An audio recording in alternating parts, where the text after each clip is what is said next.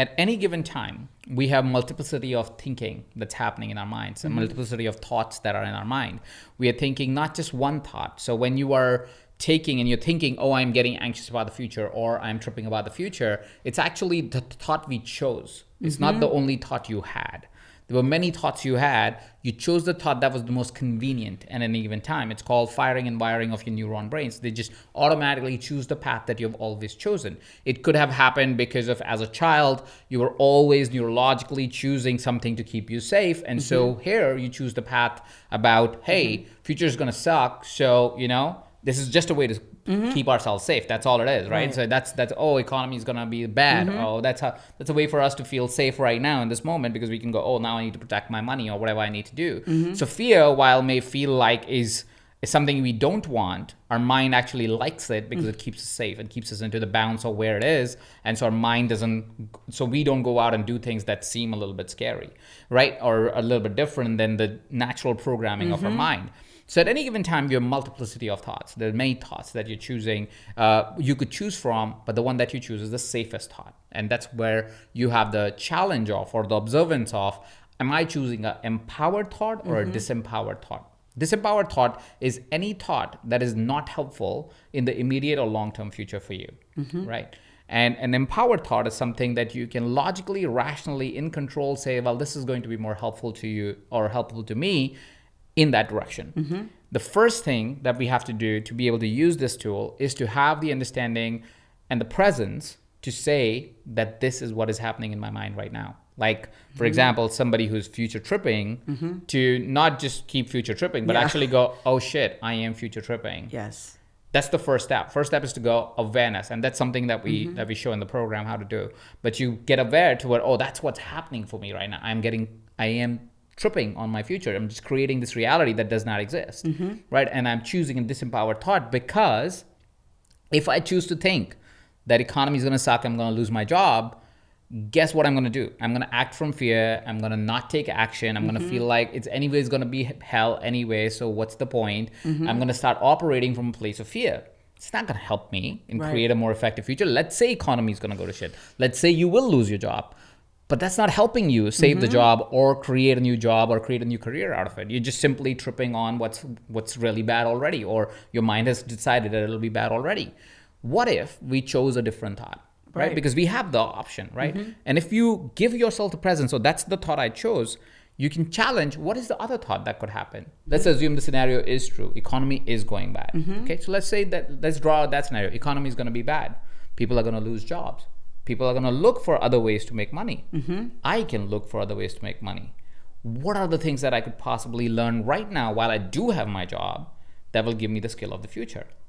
Same circumstance, different choice of thinking. Different choice of thinking. I was going to add to that exact same thing. What has worked for me, anytime I notice myself worrying about the future, that I'll say to myself, first of all, I'll say that thought out loud, because when I say it out loud, then I can actually hear it and say, is this actually true? Do I want to keep thinking this thought? So I will actually say outside, I will actually say out loud, I'm worried about not bringing in enough money next month, right? I will actually say that. And then, so I ask myself, what is the worst case scenario? And I will walk myself through the worst case scenario. And I'll ask myself, would I be able to handle that? Yeah, I'd be able to handle that, right? And then I ask myself, what's the best case scenario? And I'm like, best case scenario is that I bring in this much and I'm having fun doing it and it's exciting and I'm like, okay, I want to operate from that place, because we can choose our thoughts. But like you said, first step is we have to notice when we're in that spiral, because when we're future tripping, it feels so real and it feels so necessary. It's like, oh, I need to worry about this so that I can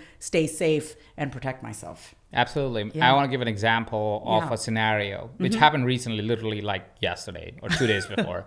And I'm sharing this because I am human like anybody else, right? So like somebody else can trip on a future or a present scenario, so can I. So what happened was we just came back from Chicago a couple of days ago, and as we came back, my wife is right in the mode of doing her book launch. So she has a lot of activities planned that she has to go for. And sometimes, because of all the stuff that's happening in her life, she forgets to inform me that something's happening. Right? So as we come back, Monday evening, she had a podcast. Tuesday evening, she had some activities she had to go for. Wednesday evening, she had some activities she had to go for. And I was left with the kids. And I was like, why am I watching kids every evening? Which is fine. I love my kids. Yes. But at the same point in time, I'm like, I didn't plan. Like, I don't have an agenda for my kids, which if I don't have an agenda, it becomes really scattered. It's scattered, Yeah. and my kids don't enjoy it either. They just say, okay, then we'll watch TV, and I don't want to do that. I Yeah. want to be a present dad. And so I have to figure out the activity last minute, and it was getting me really frustrated. And so frustrated that I started thinking, well, Nita doesn't want to be a mom. Oh, wow. Right, that's the story that I first started yeah. with. I was like, she just doesn't want to take responsibility of the kids, and so that's why she just plans these things, and she doesn't have to plan these things, and so forth. And I asked myself that, and I was tripping on it for maybe like 3 hours, right, or 2 hours, or something like that. And then I said, but is that true? Is that true? And then I was like, oh, I'm in my trip. I'm in my trip. Like, I'm creating this story without talking to the person, without talking to the situation, without actually evaluating the situation. I'm just creating the story. So I said, okay, is that true? The answer was clearly not. I mean, she's an amazing mother to her kids and so on, to our kids and so forth.